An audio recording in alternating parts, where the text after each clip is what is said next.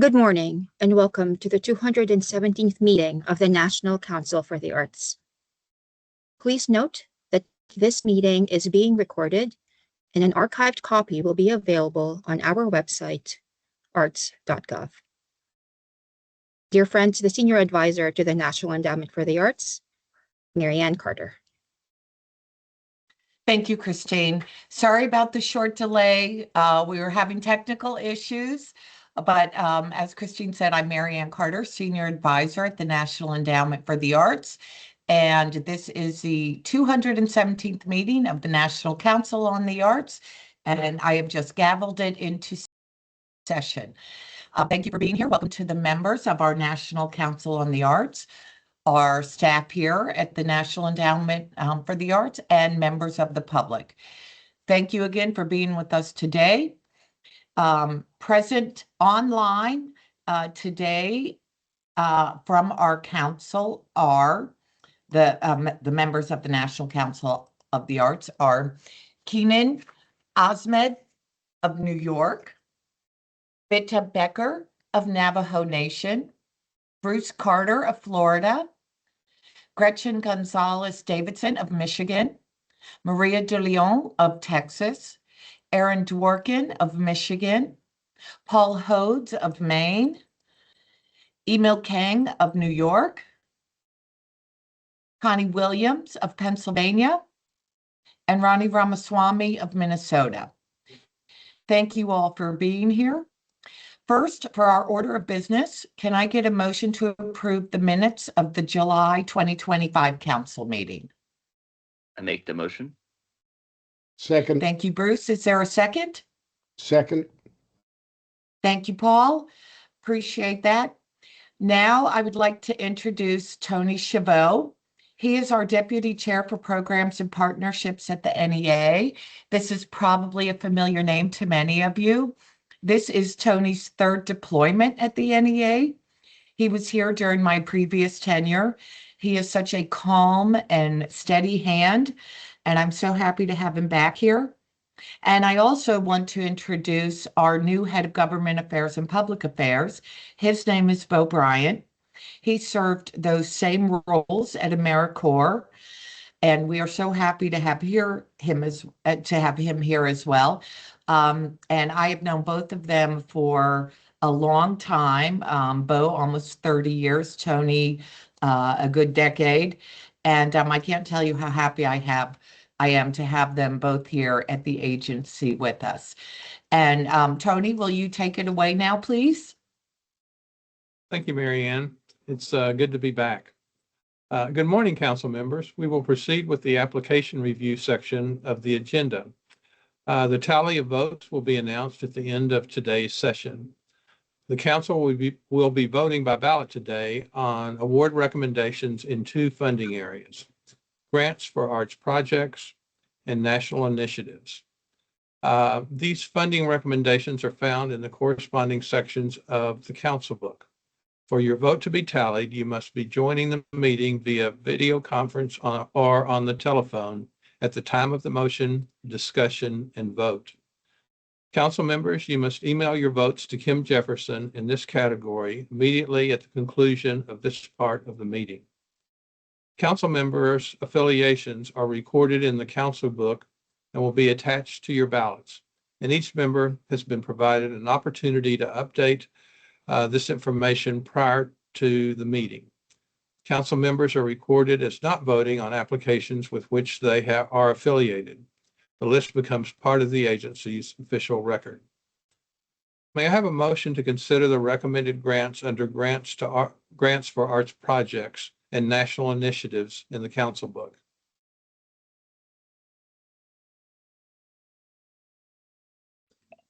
So moved. Second. Is there a second? Thank you. As you know, Grants for Arts Projects is the largest grants program of the National Endowment for the Arts, supporting excellent arts projects for the benefit of all Americans. Through project-based funding, the program provides funding for public engagement with the arts and arts education, for the integration of the arts with strategies promoting the health and well-being of people and communities, and for the improvement of overall capacity and capabilities within the arts sector. Projects recommended today comprise the first group of GAP applications brought to the Council this fiscal year. Recommended projects span 15 disciplines and fields. Direct grants are recommended to 45 states and the District of Columbia. At this meeting, the Council will vote on applications received in March 2025 for project activities that celebrate the America 250 anniversary. Project activities may focus exclusively on celebrating the semi-quincentennial, or they may incorporate a special America 250 related component of focus within a larger project. For example, projects may examine the work of American artists, present or create art recognizing the important milestone, or undertake educational activities or related programming. Please mark your ballot.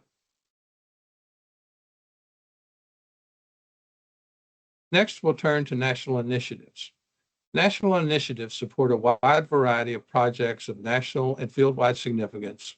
At this meeting, the Council is requested to approve funding for an arts education initiative, the Arts Education Partnership, or AEP. The AEP demonstrates and promotes the essential role of the arts in enabling every student to succeed in school and prepare for life and work in the 21st century. Cooperative agreements in support of the Creative Forces NEA Military Healing Arts Network, which provides creative arts therapies and arts engagement activities in clinical and community settings for service members, veterans, and families. The NEA National Heritage Fellowships, which honor American folk and traditional artists for their contributions to traditional art forms and to the American public through their artistic work. The production and management of public events for the NEA National Heritage Fellowship Program, which annually honors the NEA National Heritage Fellows, and support for Poetry Out Loud, which encourages high school students across the country to learn about great poetry through memorization, recitation, and performance. The program helps students master public speaking skills, build self-confidence, and learn about literary history and contemporary life. Please mark your ballot. Council members, you may now email your votes to Kim Jefferson on those two categories. Finally, we'll turn our attention to the projects in the award updates section.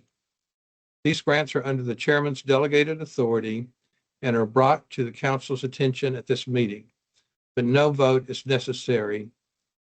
Included are 51 Chairman's Extraordinary Action Grants and 3 interagency agreements. Mary Ann, I'll turn it back to you. Thank you very much. Thank you, Tony. A couple agency updates.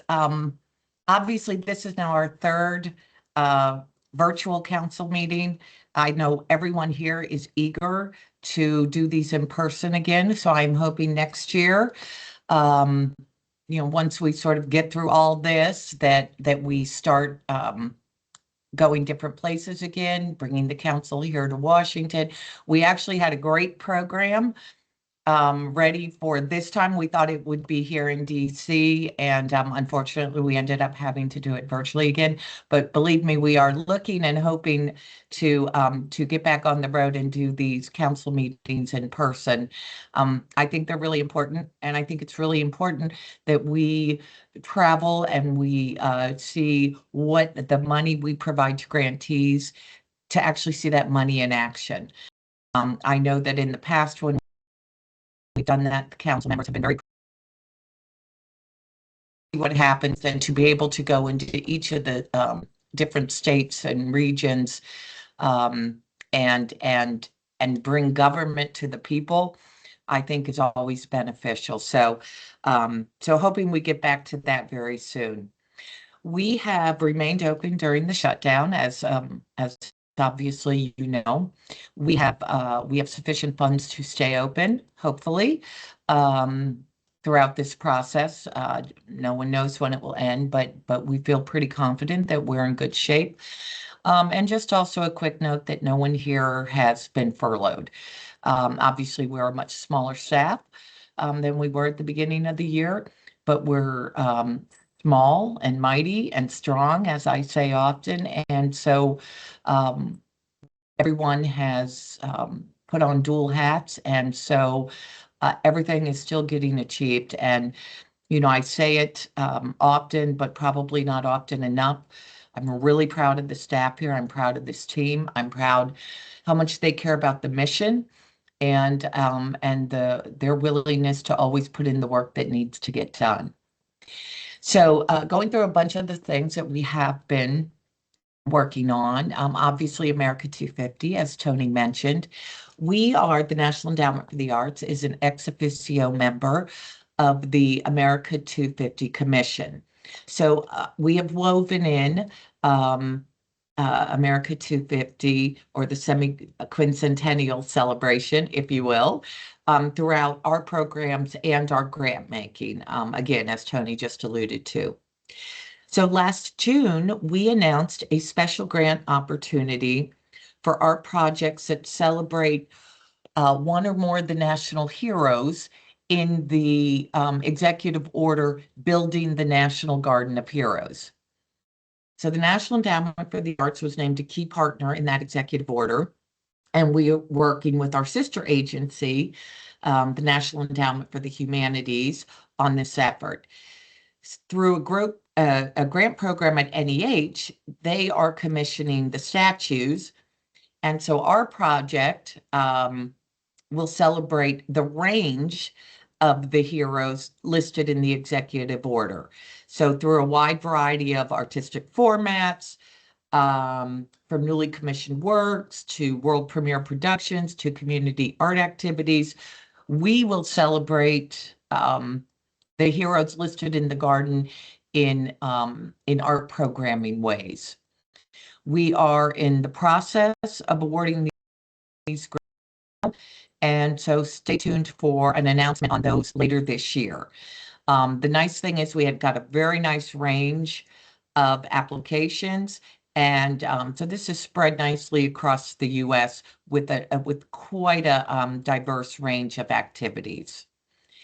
And you may recall that every year since 2020, the National Endowment for the Arts has encouraged projects that celebrate America 250. And so obviously it's being highlighted because next year is the big year, but there has been build up to this for 5 years. We've also incorporated America 250 into a lot of our initiatives. Earlier this month, we announced the 2025-2026 Poetry Out Loud program, one of my favorite here, which this year, or this school year, it will highlight American poets as well as poems that embody the nation's spirit or the historical perspective of the country.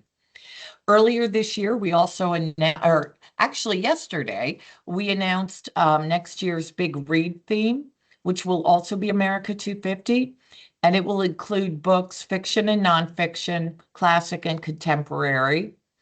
And it's all on our website, but just to give you an idea of some of the titles: 1776, The Glorious Cause, Harriet Tubman, The Road to Freedom, Narrative of the Life of Frederick Douglass, Washington's Crossing, Women of the Revolution. Some classics will include A Farewell to Arms, The Grapes of Wrath, The Great Gatsby, To Kill a Mockingbird, and some contemporary that will also include An American Sunrise by Joy Harjo and The Big Smoke. So please check that out on our website. A lot of great books listed there. And of course, the work of Creative Forces, which we highlighted at July's council meeting with Bill O'Brien. It's linked with America 250 because this year, 2025, was the 250th anniversary of the Army, the Navy, and the Marine Corps. And so Creative Forces, of course, continues. Tony mentioned that we've got a cooperative agreement going with that. And again, this is one of the pride of the agency, the ability to provide art therapy to our wounded men and women in uniform and their primary caregivers. It's really a great honor to be a part of that. And so I'm always so grateful for Creative Forces. Also, I want to give a quick shout out to our partners, the state art agencies. Many of the state executive directors sit on their state's America 250 Commission. So we have had insight into a lot of great projects going on in every state.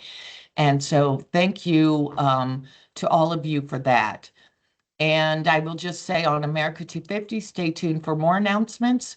There'll be a lot more going on and really looking forward to the celebration next year.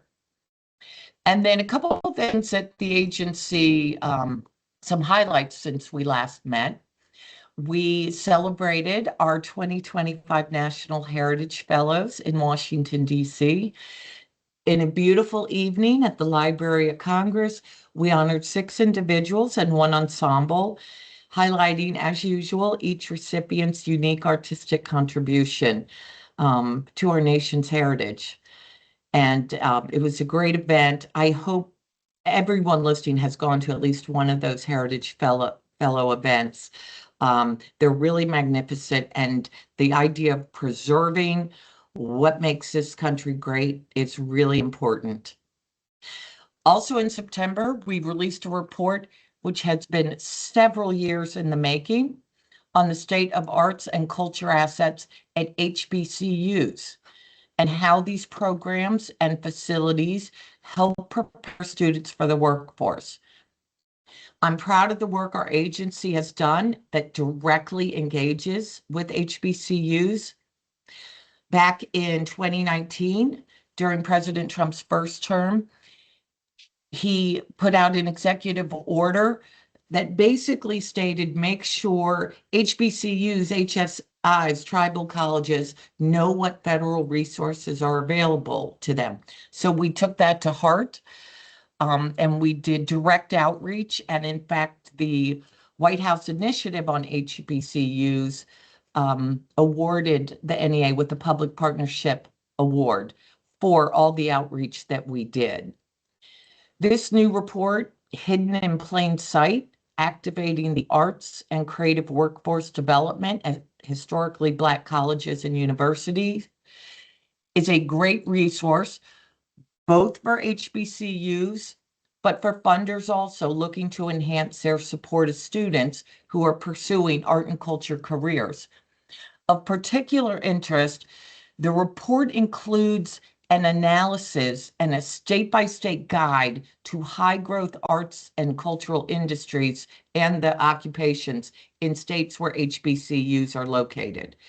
So please check that out. I would also encourage you to visit the research section of our website, where we highlight several other reports. This summer, the Office of Research and Analysis also released 2 reports examining different historical data about U.S. adults and their engagement with the arts. A report profiling U.S. artist employment programs that were launched in response to the COVID-19 pandemic. We have a new report coming out soon regarding how arts programs and creative art therapies can help with opioid addiction. This is a follow-up report to the one, to the actual initial report we did in 2019. And we are really leaning into the arts for pediatric care, especially for children with cancer in clinical settings. I have said over and over, I think the pathway to the future for the arts is through health and wellness.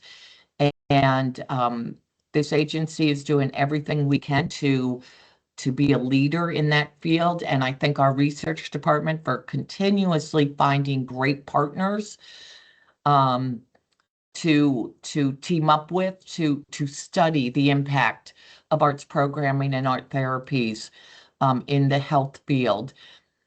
We are funding several projects involving music therapy, especially related to seniors with dementia and people with disabilities. And again, I just can't tell you, I'm so excited that the agency is involved in so much of this up and coming work, specifically around health and wellness, because I think it is important to everyone's physical health, their mental health. And again, like I said, I think this is a big, huge pathway to the future for the arts.